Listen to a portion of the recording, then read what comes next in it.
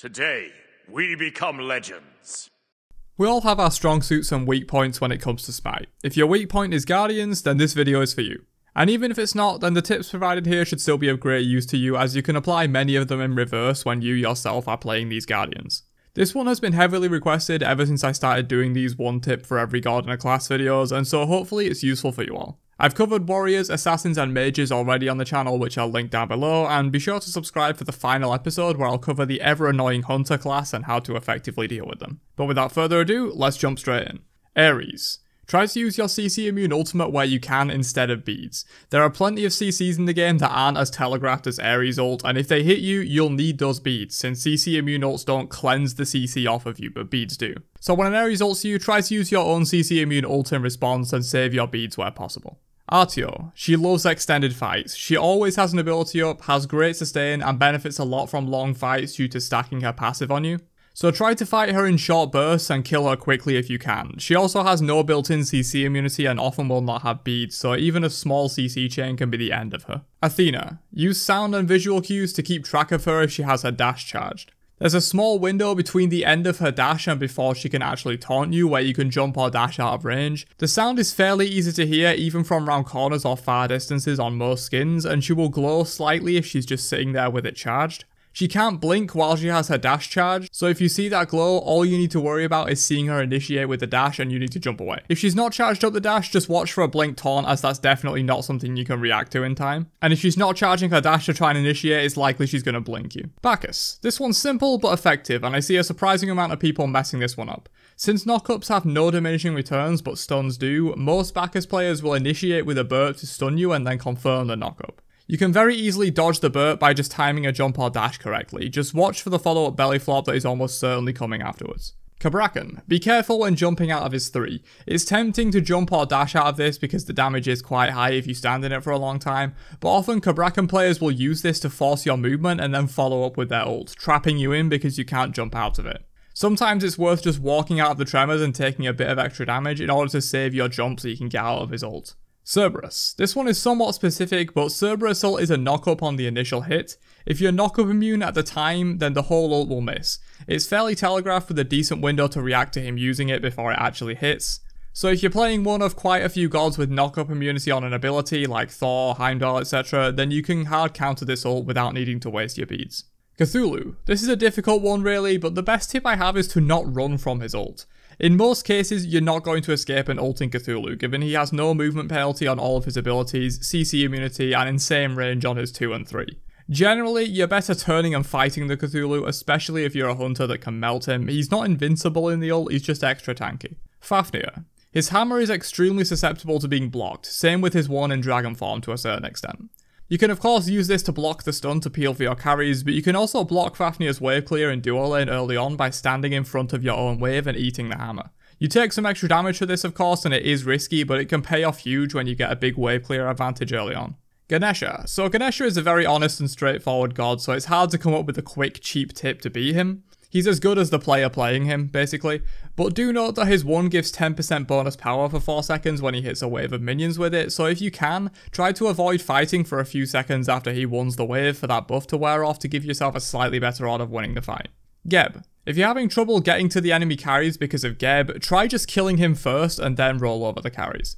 Since Geb's shield cleanses CC, it can be very hard to lock down an enemy squishy when Geb can just purify your CCs off them and give them a huge shield. Combine this with Geb's generally bad movement ability that can be blocked or interrupted with ease, and you'd be surprised how effective it can be to just focus down the Geb first. He can't shield himself while he's under CC, so just try and CC chain him down, and then roll over the rest of his team. This is especially true if he's playing very forward or overly aggressive, which I see a lot of Gebs do. Jormungandr. This is a pretty simple one, but Yorm is very interruptible, especially on his 3 and his 2 as they have long wind-up times before they actually complete.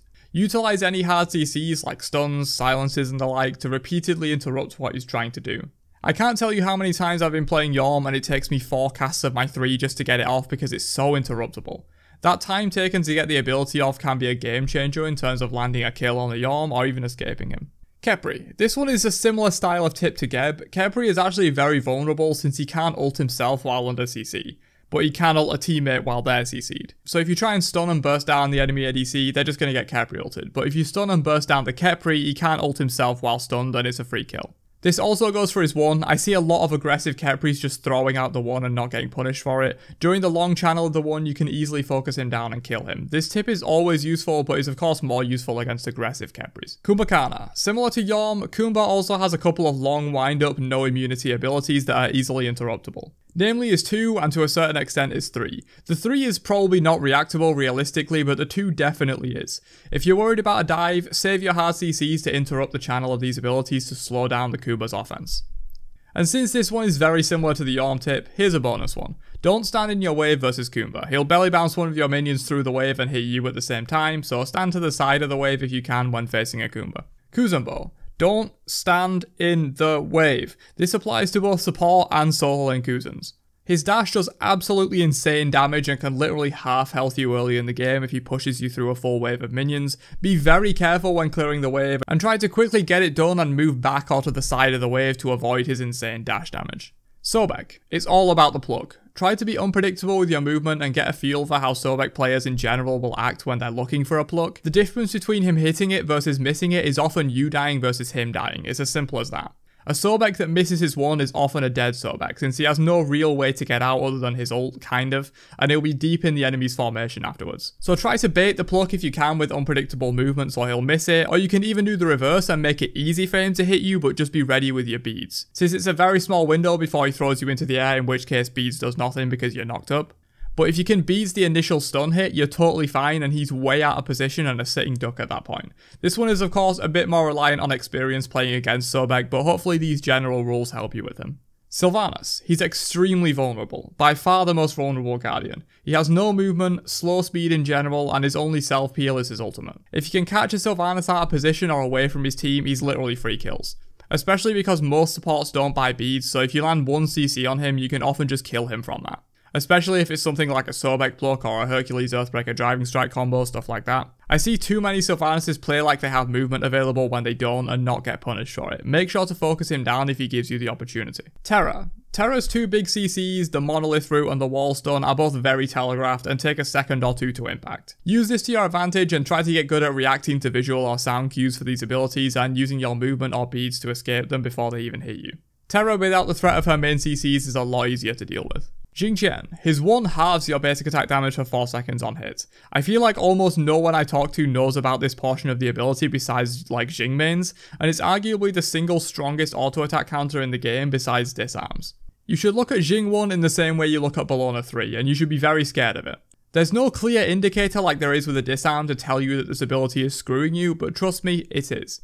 If you get wonned by a Jingqian and you're a hunter or you use basic attacks for your damage like a Mercury or something, just be aware your damage is literally cut in half for 4 seconds and you might want to back up or reposition while you wait for the effect to wear off. Yamoja. So to be honest, besides the obvious stuff like buy anti-heal and maybe anti-shield, Yamoja kinda does it all and there's not really one tip you can kinda do to counter her super hard really. The Moonstrike version of her 1 is something you can play around though if you're ready to react to it. The cast time is actually fairly long before the center part hits, which is the part that stuns. Getting hit by one of the side bits is fine because they don't stun. So try to move to the side or even forward really quickly when you hear her cast this. Don't move backwards as that has extreme movement penalties and you likely won't escape it that way. You can also of course use a dash, jump or beads to escape this as well. And finally, Ymir. If you're worried about freeze, stick close to the Ymir if you can. Since the targeter is a cone and Ymir self-roots for a brief moment on cast, you can quite easily move around the back or to the side of the Ymir and dodge the freeze entirely. The further away you are, the harder this ability is to dodge due to the cone shape, which is kinda counterintuitive. There's more area covered in the far ranges than there is up close. So I thought I'd give this a mention as the Ymir tip, since his freeze is really his only good CC unless you count the wall, so dodging that really hurts his effectiveness. But that's all I got for one tip against every Guardian in Smite. Leave your own tips down in the comments if I didn't mention them here to help people out, and I'll catch you guys in another one later on.